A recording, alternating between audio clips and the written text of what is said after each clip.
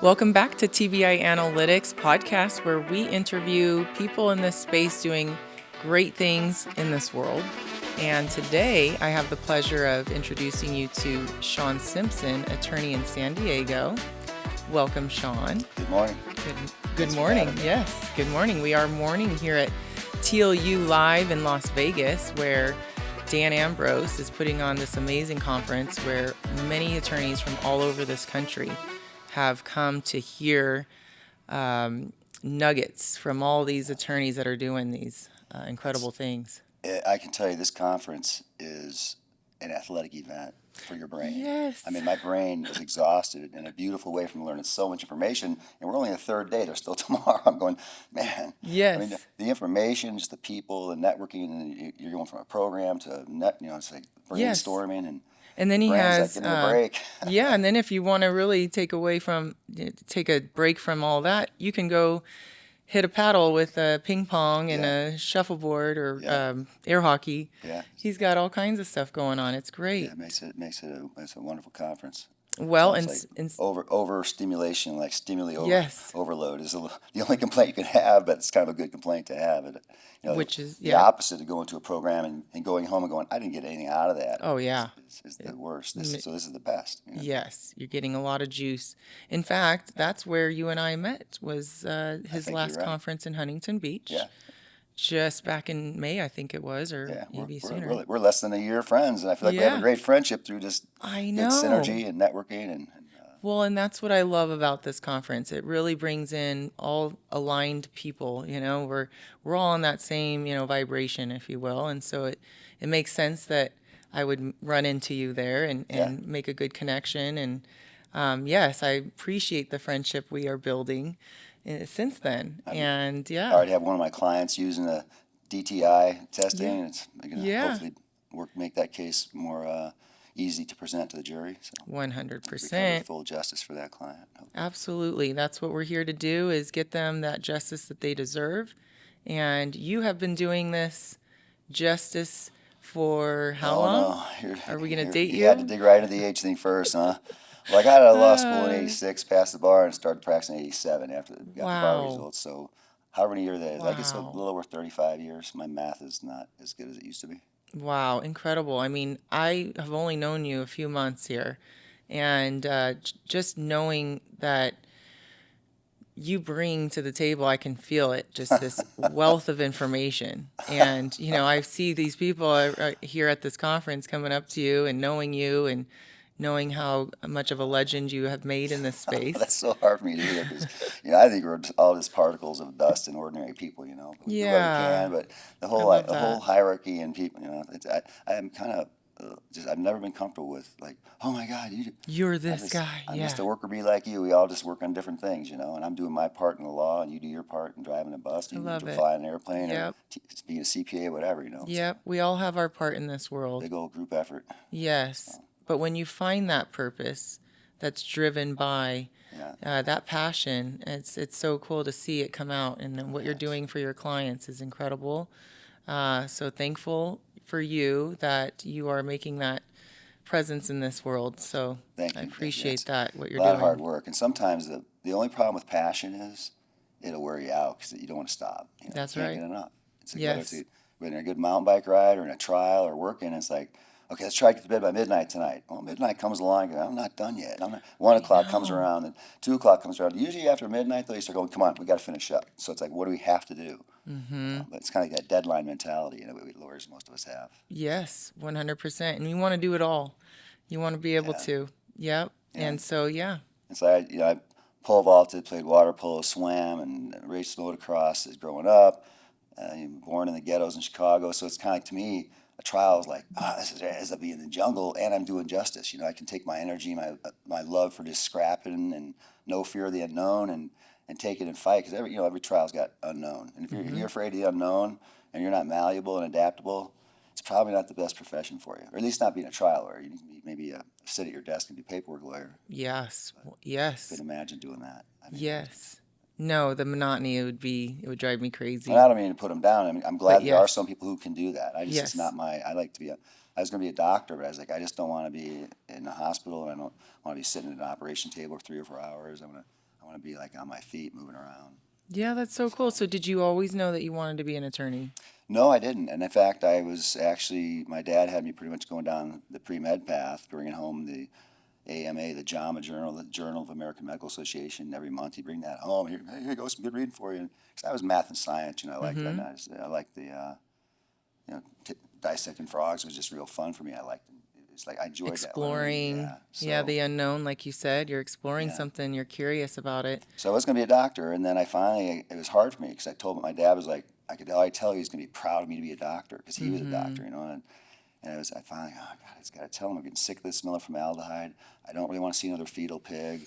I was starting to see cadavers, and I was kind of like, just seeing, it just wasn't, and people, yeah, but the stuff you do with people with brain injury, spinal cord injury, and life changing, is a lot. I get asked a lot. One of the biggest questions I get asked as a lawyer from non-lawyers is, how do you do it? Every case you have is like just depressing and just sad. And I said, Mm. yeah, but I look at the other side of it. Mm-hmm. I take it as an opportunity to rebuild that family, Mm. and that's one of the favorite things we do. I take the classic case or call is like when a wife calls and said, "Oh my God, my husband was crushed on a job site today, and he's not going to go home tonight. And what are we going to do? And how are we going to survive? I have 3 kids here that need to eat, And right then you're like, Oh, calm down. If it's yes. not past 8 or 9 or 10 at night, or depending on how well you know them or who the referral is, you say, "I'll be right over." We'll sit Mm-hmm. down and start mapping this out, and you just help them. And we don't Mm-hmm. just go to court and fight the trials. We really, I mean, any good trial lawyer will tell you the best time you spend is at your client's home or in the Mm-hmm. hospital with them or going to their favorite restaurant with them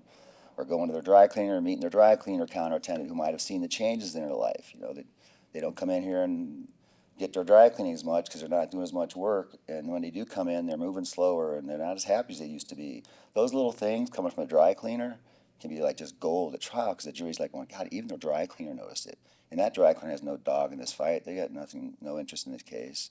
I So, love that analogy yeah, because in the TBI world, as you know, it's that invisible yeah, oh injury. God, And so, how do you show it to your audience that yeah, you're trying to prove that this person is injured?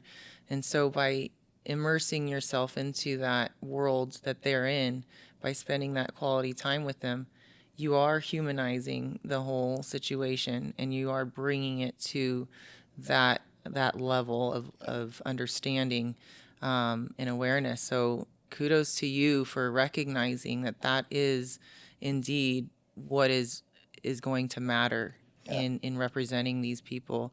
You're hitting them at the worst times of their whole life in most cases.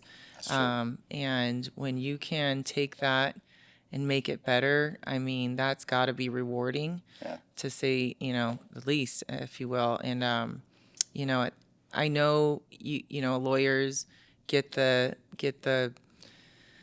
thing that, what is it, the bad thing that people, the skepticism of they're only after the money, criticism the and yeah, criticisms, oh, lawyers are ambulance chasers. right, It's just really, yeah. it's not the case. I struggle with that more. It kind of when you're younger, it kind of bothers Mm-hmm. you, Mm-hmm. and then you hear the saying like they always want to say that, and then it's like there used to be King Stallman, a bail bondsman in San Diego, had a saying that said, "It's better to know me and not need me than to need me and not know me." And it's Oh, kind of like yeah.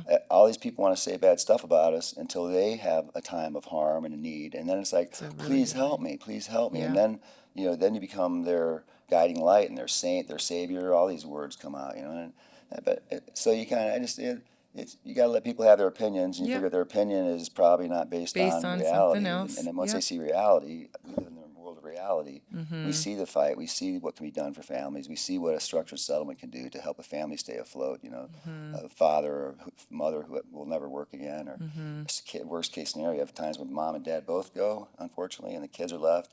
Those are hard because it's like, okay, let me find you some new parents. Oh my God, you know, Yes. that's just not like, let's Wow. go to the dime store and pick out a parent.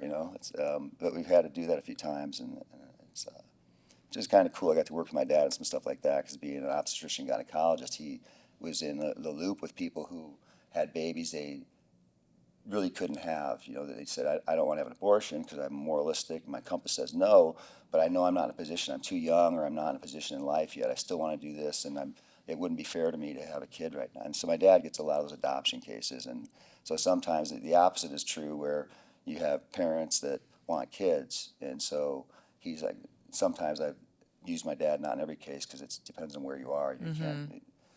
It's funny. A lot of times, kids don't know this, but you kind of feel like you want to keep them as in home and not uproot them as much as possible. But anyway, but yeah, that's I digress a little there. It's all But the kids good. those cases are really, those are the ones where God, I can't bring back mom and dad. And there are sometimes there's some cases like and I still struggle with the. That's tough. You just got to really Yes. focus on. You know what? You can't put everybody back to normal. Humpty Dumpty. All the king's horses, all the king's men.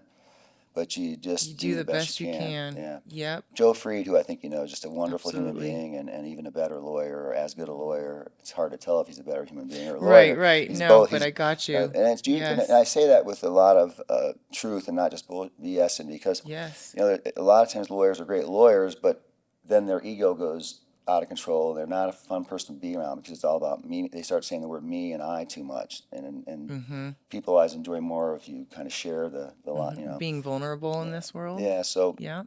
and unfortunately, right now I can't think of any names like that. But I prefer to think of names like Joe or Satch Oliver. They're generous, they're giving.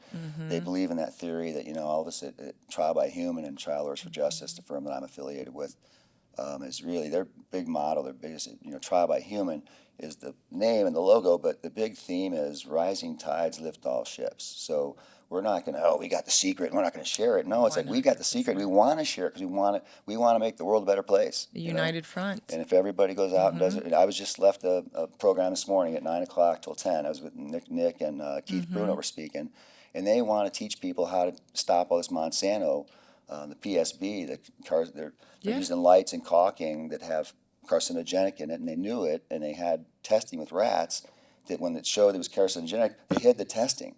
They did. Oh, we don't want that testing because they want to keep using it. That's just how horrible, get me started, but the Profit over people. corporations, and I brought up one of the books I'm reading now is When Corporations Rule the World, and it's just so scary to read how much, George Orwell, and it's incredible how much power money has, Like unfortunately. they say, the root of And all evil. yeah, and that's why people say, why the laws all favor insurance companies and medical corporations? They say, well, because billions of dollars is more than the thousands of millions that we can put together. Yep. So who's going to pay the lobbyists to go make the law? I mean, the lobbyists really make the law because they go talk to the Yep. politicians and say, hey, man, I got a condo in Hawaii and here's the keys to it if you go in there and push for this legislation. And, there's some things that aren't quite, I'm not a Yeah. big fan of our political system. I think it's outdated. I think we Same. don't need this big old complicated system anymore. We got information technology. I mean, but anyway, Yeah. that's a It. different Yeah. day, different That's a subject. whole other. I Yeah. know. I could definitely go on that one. But I guess it's hard to separate corporations and politics because corporations are our political system pretty much. Yeah. They control it They do. They do. with That. the dollar, and One it's hundred and percent. so many people in our country, and I didn't know this much. I didn't really appreciate that until maybe 15 years ago when I Yeah. started really appreciating the fact that I had the good, fortuitous fortune of falling into all these punitive damage cases. And it wasn't because I marketed for them. It wasn't because I wanted them. It was because they walked in the door and I had 3 kids to feed. So I said, God, I've never done a nursing home case, but this doesn't sound very good what they did to you. So I'd be up till midnight or 2 the next week or 2 reading the Researching handbooks and on, everything. Yeah. calling people saying, hey, have you tried a nursing home case? Do you have it? Can I Yeah. take you to lunch and get me up to speed? Yeah. And so I did that on nursing home cases, real estate fraud cases, you name it. It's sexual harassment. And then all of a sudden, I started punitive damage, and I started, and I realized, wow, not many lawyers, they're getting more popular now. They're starting to read more. It's kind of, the company's starting to realize, God, we have the power to push back on these corporations. Say, hey, Yeah. you can't Really just. go after them. I only heard just last week, Satch Oliver had a hundred and just a really solid big number against Kroger. They basically had a guy out driving a truck that was legally blind. And I said, what do is money that important, really? It's just a matter, it's a ticking time bomb, not to use an old worn out cliche, but God dang. And Satch is just an incredible lawyer. He and Joe Fried are good friends, and not surprisingly, because they're great guys and they share and they're terrific lawyers. Yeah. But it's just good to see, that kind of thing that's pushing back. And he actually ended up waiving punitive damages because the compensatory damages were so big. The punitive damages would have been, unfortunately, our Supreme Court is pretty much part of the Republican machine, and they're controlled by lobbyists too, and they've got agendas and they've got money in the stock market, and so when the big money comes, they tend to vote in favor of the corporations, unfortunately, Yeah. and so the corporations have protection from our U.S. Supreme Court that you can't get a meaningful punitive damage verdict really unless you have a big compensatory award, and that's they say is quasi punitive anyway. It's a big 100 million compensatory. It might have been 200 million. It was just one of those verdicts like going Sure. good, yeah, justice for the client and hopefully a message to Target. Kroger. To Kroger, yeah. It's just there's so many. Walmart, Target, Kroger. You They're name all it. doing it. You name it. Amazon's a big problem right now on the road. Yeah. Their trucking policy is they're using a lot of independent distributors to do their, and if they go out and do it's like we don't know them. We don't know. You can't just have some Yahoo going out in a minivan taking 15-year packages and running them to houses and then runs over a kid and you're gonna say we have nothing to do with that. Yeah. You don't think they were serving your interest delivering packages? But that's a currently ongoing battle that's being fought with Amazon. It's like basically Amazon is redefining the trucking industry. Wow. When you drive on the highway, if you go more than 10 miles without seeing an Amazon truck, I'll pay you $10. Well, yeah, they're taking over. I mean, the You pay whole. $100. Yeah. $10 makes it sound really cheap, but my point is, it's just that you see Amazon trucks and vans going everywhere. I was Yeah. driving from Florida to Atlanta for a program. I had been the program 1 or 2 weeks ago when Satch Oliver got that verdict. He was supposed to come and speak, but he didn't show up because he was waiting he was in trial, and for a good cause. But anyways, I was driving and I saw like tractor trailers where they haul the cars, and like 6 or 8 of those went by with 6 or 8 prime Amazon vans on them. I was going, wow, and then you see the size of their plants. Yes. It's that's like what 3, 4, 5 football fields. Yes. And then if you go in them, I've been in them.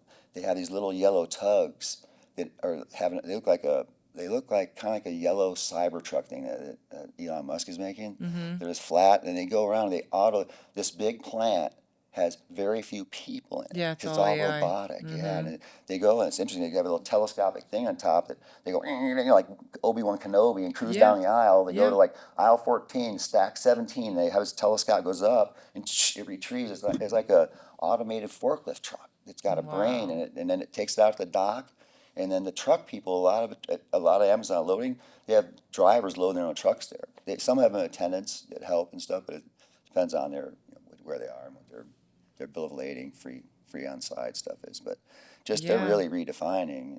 It's funny because you think that Jeff Bezos, when he started just a little religious book company out of his garage, 20 years ago, 25 years ago, Yeah. it's just not that long. It wasn't that long ago when I know Amazon was just books to buy. And then he's smart. He got all the kids hooked on it in college, making them free Prime. So when they get out of college, they can't live without Prime. They got to get that immediate gotta have it gratification of ordering. today. And I seriously think there's a psychological, and you read articles on it, but I'm convinced that there's something going on where it's almost like that. God, I order it today and it's here tomorrow. Well, we I live really in didn't that need fast. it, but it was just fast. Yep. Yeah. We live in that immediate gratification world, where we're on social media, the quick, clips and everything to get our attention.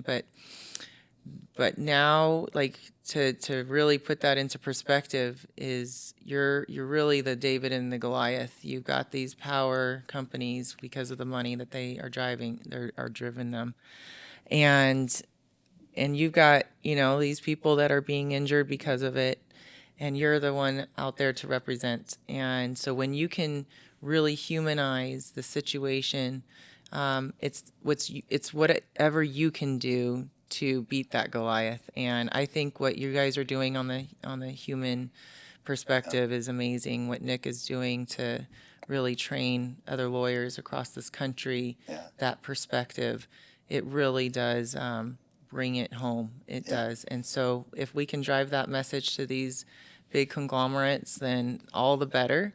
And you're even going beyond just the courtroom lawyer and writing a book because of all your knowledge. Yeah. So tell us more about this book. And another fortuitous event that just how life just evolves and takes its own shape. Then you can't predict what life, to try to predict what your life's going to be is I mean, why do it? Because that's taking the joy out of life of just what's around the next corner. Yes. So all of a sudden, I'd go, wow, I got a punitive damage verdict in a sexual harassment case, a real estate fraud case, an elder abuse case, and all of a sudden, people said, "Oh my God!" Most people go their whole career without having a punitive damage verdict, and you've had them all these different kinds of cases. And then my daughter's she was like a 6 or 7 year lawyer at the time. It took me 4 years to write the book to kind of go back through and really make it meaningful to try to help people. Because I think really that's if we can empower everybody to realize that punitive damages they don't have to be for only special lawyers or certain lawyers, lucky lawyers, whatever. Everybody, and I think there's a lot of lawyers that have punitive damage cases on their shelf. They don't know about it. They don't realize it. Tell us more.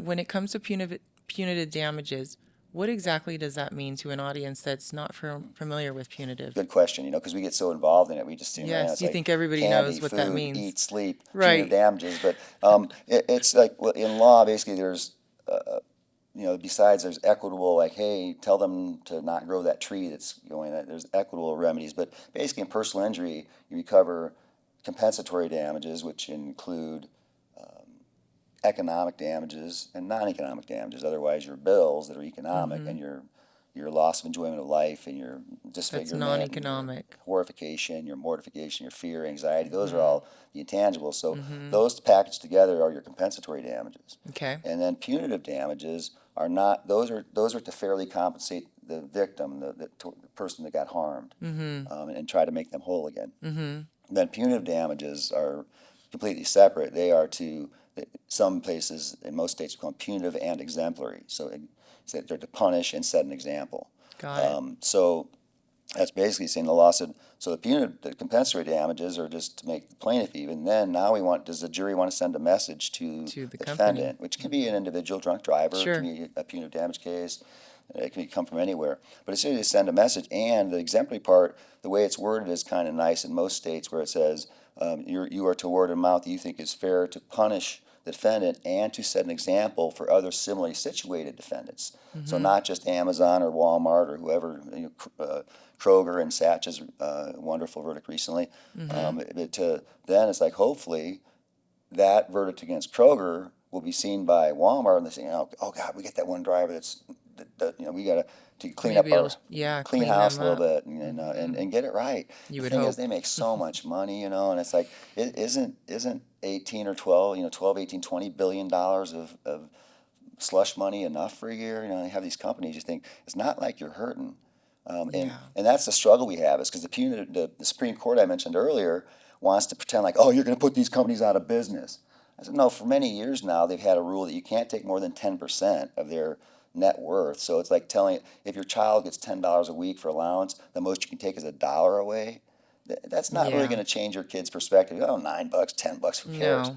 But they've had that since 1970-ish in different states and different cases. Kind of said, well, we think it's 10%, just so you can't hurt these companies, because we want to make sure Similar to like if it's a medical claim, a medical malpractice, then yeah.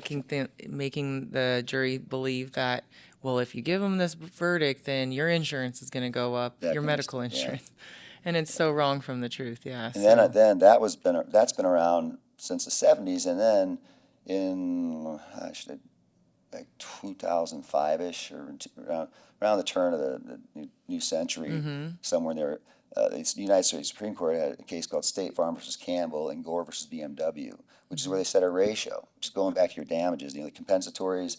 Now they say your compensatories have to be in correlation to your punitive damages. More specifically, your punitive damages can't be more than 10 times as big as your compensatories.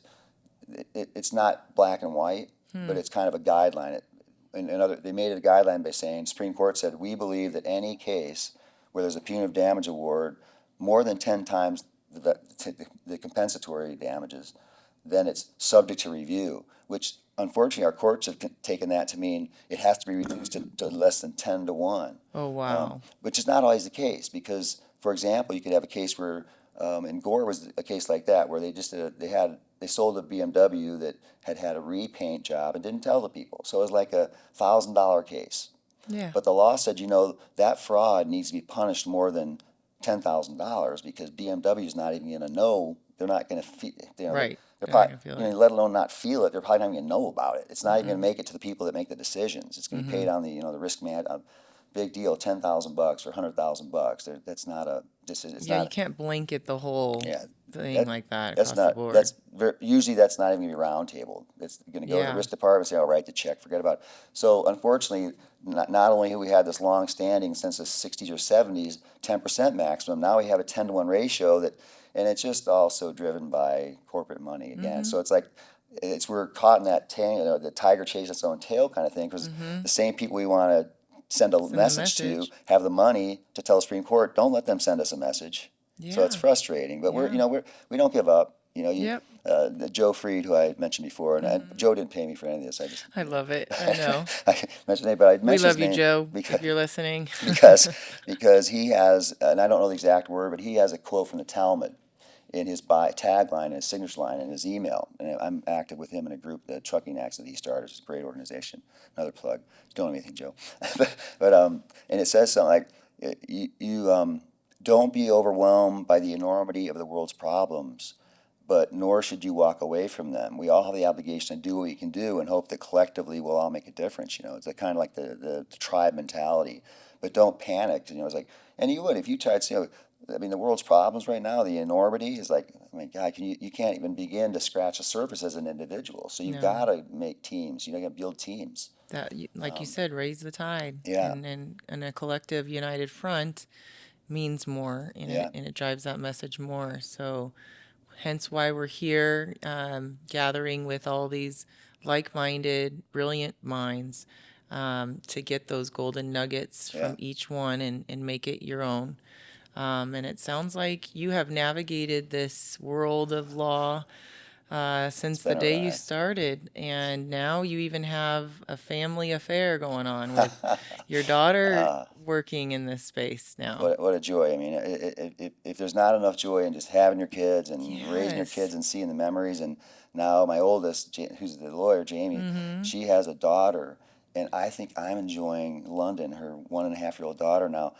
I said, I think I'm enjoying her more than you are, You. because Yeah. she is reminding me so much. Her facial expressions, her movements, just the way she looks when she's sleeping, it looks a Mm-hmm. lot like Jamie. And so then when I see her little, like, little, when you see a Wow. 1-year-old start having, like, give you, like, or Yeah. like, when they tell you to stop eating, like, I'm done, I'm like, no more food. Just that, I'm like, oh my God, this is, I'm Same getting to thing. relive raising Jamie by watching That's her so raise London. cool. So, and the joy of, and I mean, God, Jamie is like, you know, an out of control good lawyer. Well, in And I just the don't take few credit for minutes it. that I met her, I could Yeah, tell yeah. I mean, this. I'm like, she's already knocking big verdicts. I didn't have my first big verdict to my 14th or 15th year.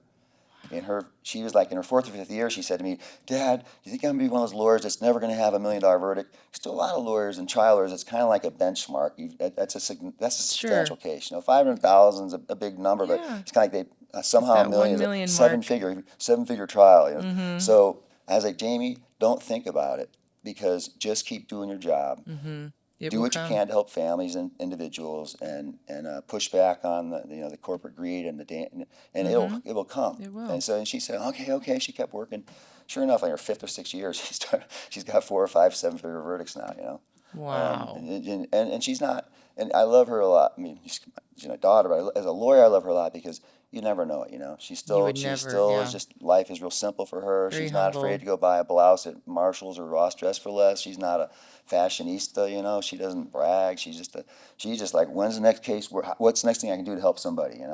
I was like so Yeah. happy to see. And it's not people say, oh yeah, because she was raised by you. I said, I was no, just gonna no, say, like father, like daughter, she huh? no. She's on a different trajectory than me. I'm like over Mm-hmm. here, and she's like she's already like on a trajectory where she's gonna be way, way. Yeah, yeah, yeah. I'm just an average lawyer. She's gonna be an exceptional lawyer. Yes. I just work hard. She has better personal skills. I did sports in high school and college, Mm-hmm. and she's a great athlete, but she did 8 plays in 4 years of college or 4 years of high school, where you have a play in the fall semester and a play in the spring Oh, semester. wow. And after 8 plays, I watch her in court. I'm going, God, Jamie, do you get nervous at all or anything? She goes, about what? Oh my Yeah, I mean, gosh. she gets I fired love it. up. She gets excited, which is great. If you don't, Mm-hmm. you're done. And I finally learned. I asked some, my mentors, like Phil Corway in Chicago and Brian Monahan in Chicago and Denny. Some great lawyers I got to learn from. And I said, God, how long does it take to get the point when you get up in front of the jury the first time, pick a jury, your knees aren't like shaking, you feel butterflies Yes. in your stomach. And Yes. I remember they look you in the eye and they say, Sean, when you get to the point where you don't have that feeling, you got to hang up. You're done. And I was Yes. going, really? I said, it's It going to last never, forever? yeah. He said, you hope it's going to last forever because when it stops, you're not going to be effective anymore. Your passion's gone. And I said, yeah. And so then they start Makes teaching us some sense. things, breathing, be present, be mindful, do meditation, these things that help you stay grounded.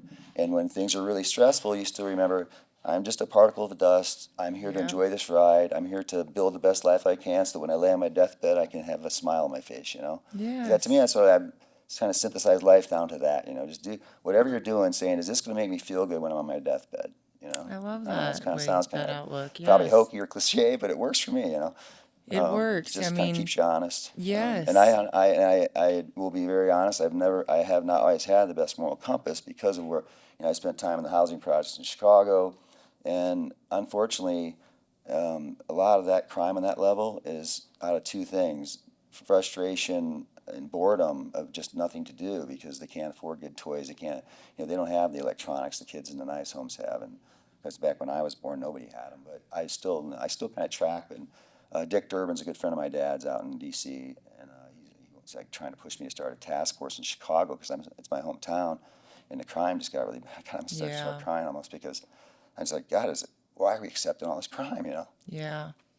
Wow. Yeah, it definitely touches you for sure. Yeah, It's a shame. well, that's It is. when I wrote this book, it's like the big title is Punitive Damages, but the subtitle is The Lawyer's Tool for Shaping Society, and So true. You can feel that. that's so weird. Yeah, Emotions hit you. Emotions are so powerful, they I are. mean, And you know the what? last thing I want to do right now is get clammed up and get water in No, my eyes, but you but start you're a talking, you have human. memories, the memories come back, and you just like the fight is so hard sometimes. Yeah.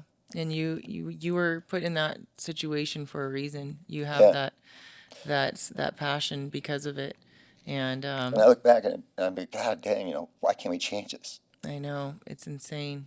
I have to live in I threw rocks through windows, I beat Yeah. up little girls and stuff. Yeah. And I Yeah. look back and it's like, God, I just like, What the heck? Yes. and I sometimes try to blame my parents, but they were busy. My dad was in med school still. Mm-hmm. And my mom's busy teaching school part time, making like 9,000 a year, Mm-hmm.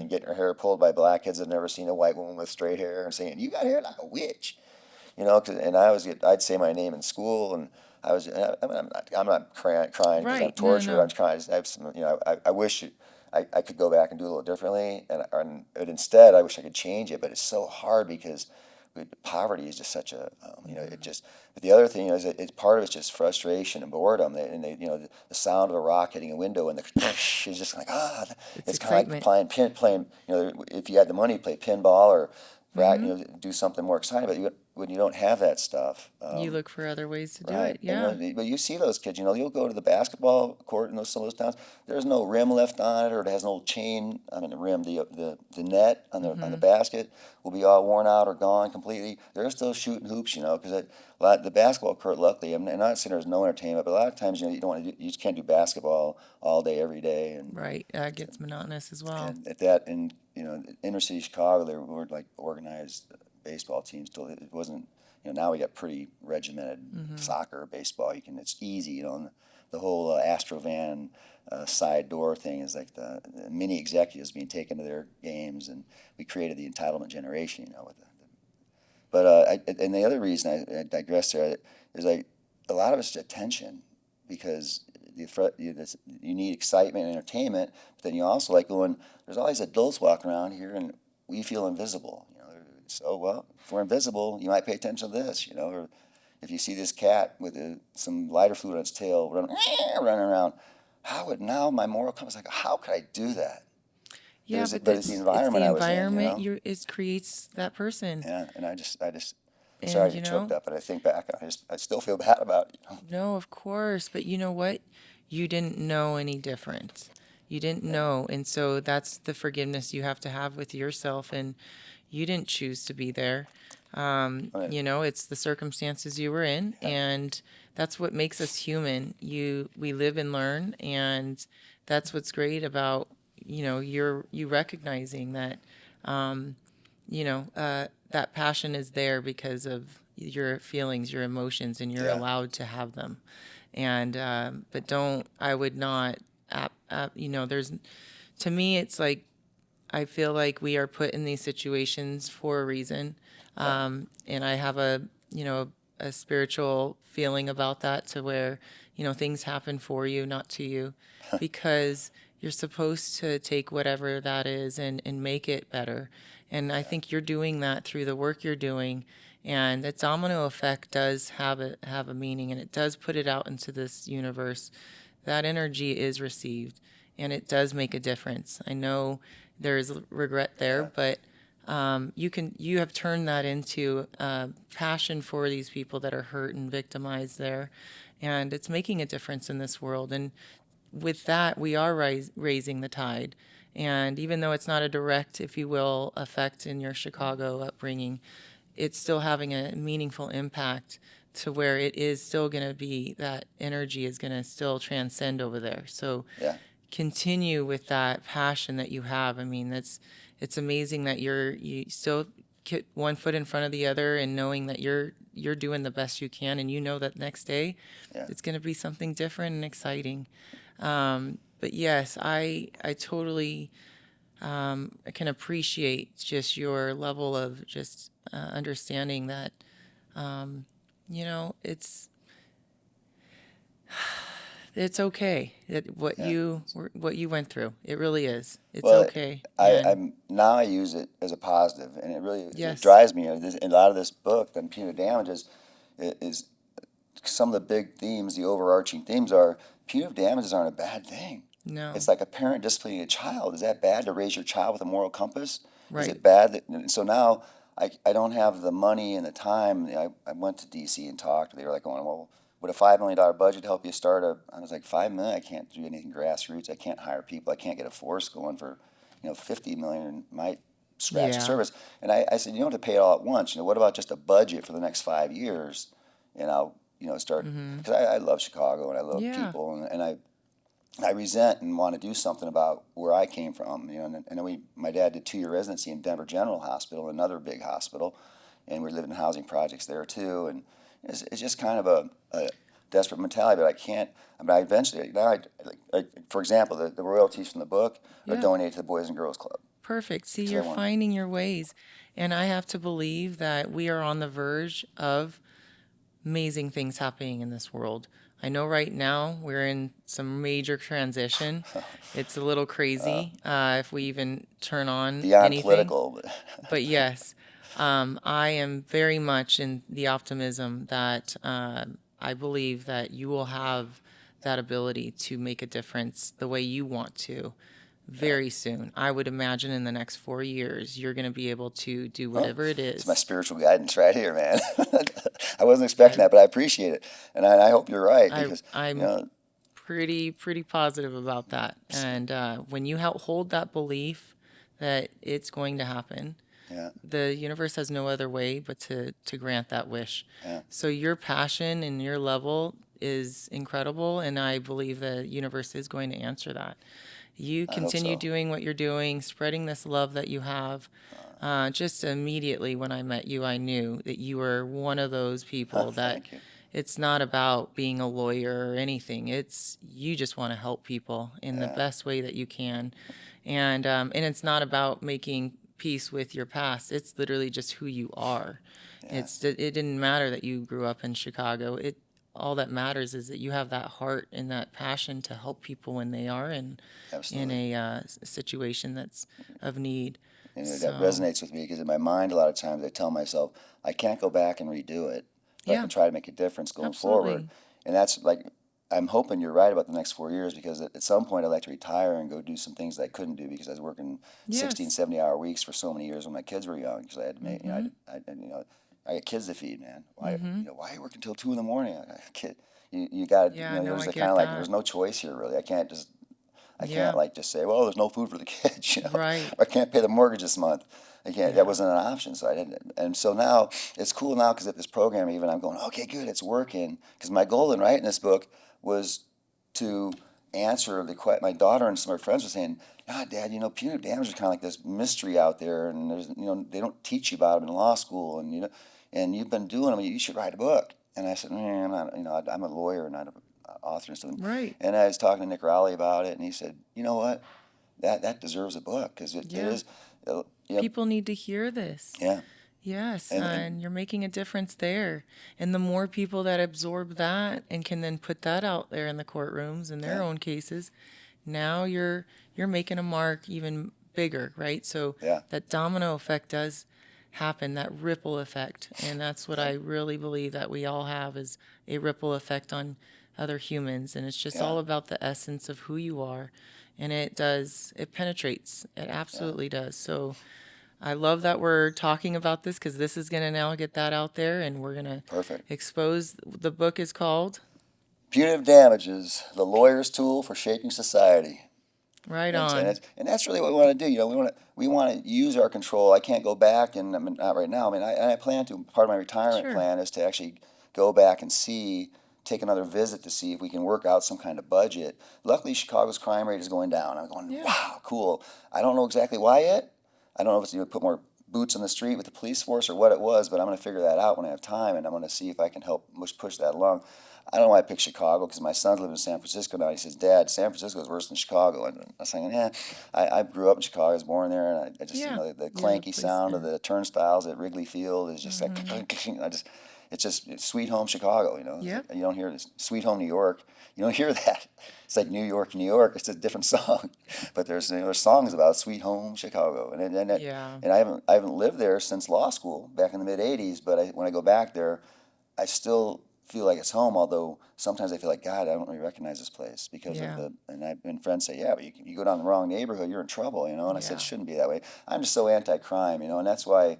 As a result of me being brought up, like, I don't want to be anti-crime. I want to do something about it. I want to see if I can. That's like my number one political agenda is like I want a politician to say, people should live comfortable lives. You shouldn't have to worry about, people doing things for money. They're going to endanger other people, or like just for armed robbery, and then Like I went back to, money is the root of all evil, and that's what really drives these corporations, and then the governments were enslaved too. So yeah, you have no other way of releasing that yeah, frustration but yeah, to turn rebellious if you don't have that yep, right moral compass. So yes, yeah, it starts with the home. It starts with that love and support that yeah, we can give our own kids, and then they prosper and be that ripple effect.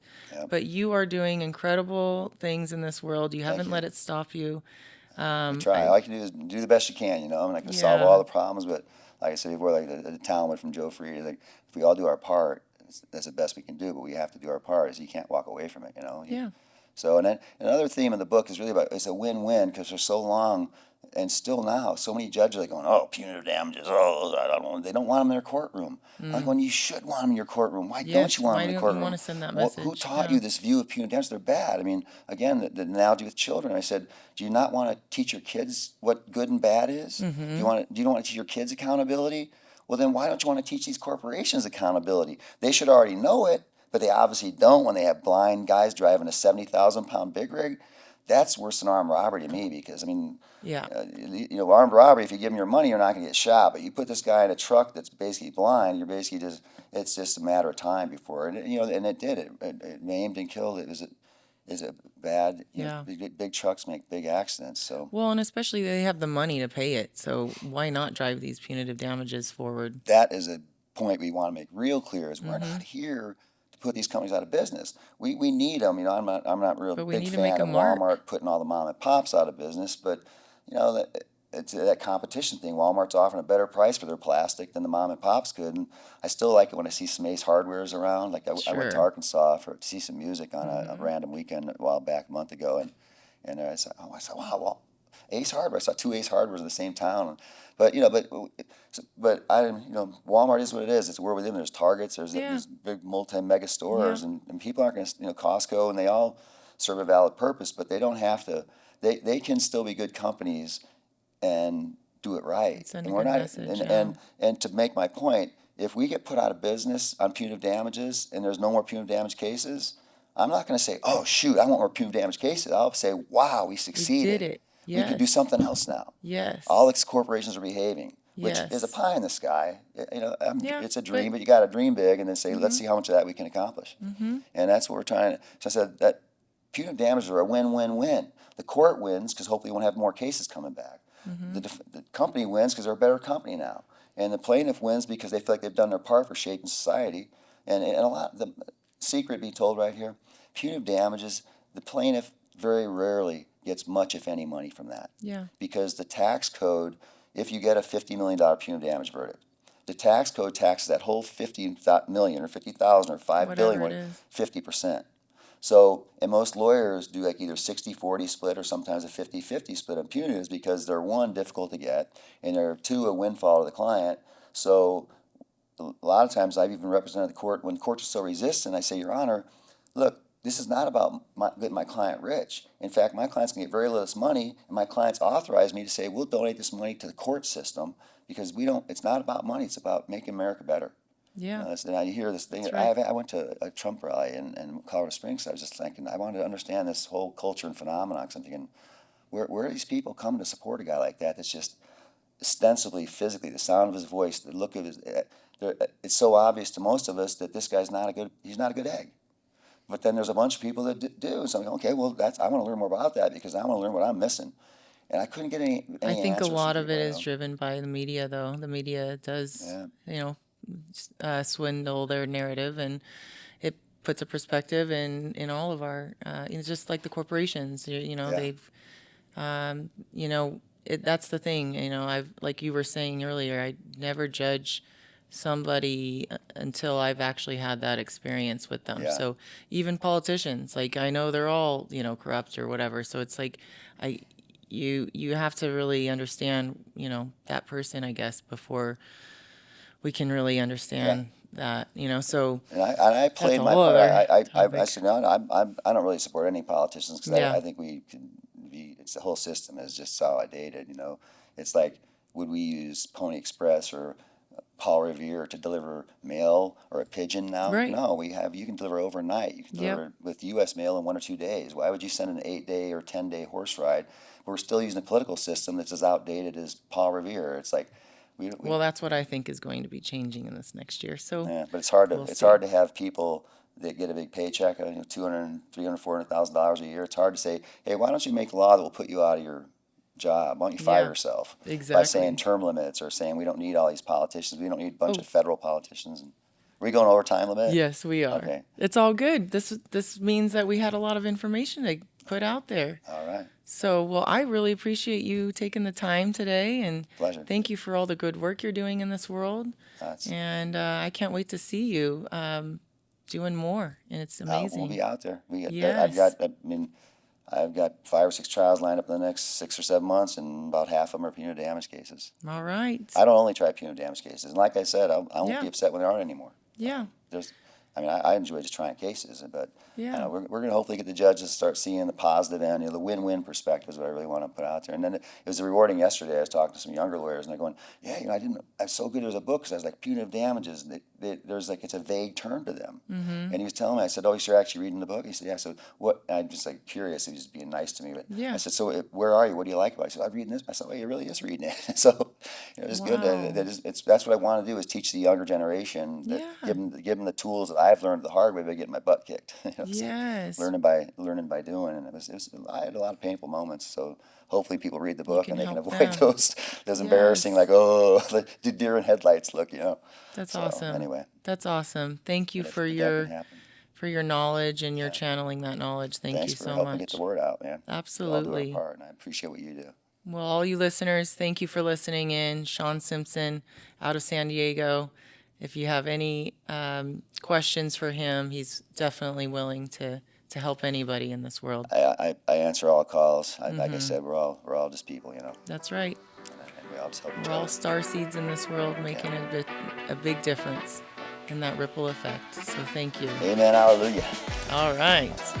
Okay. Thank you. Wow.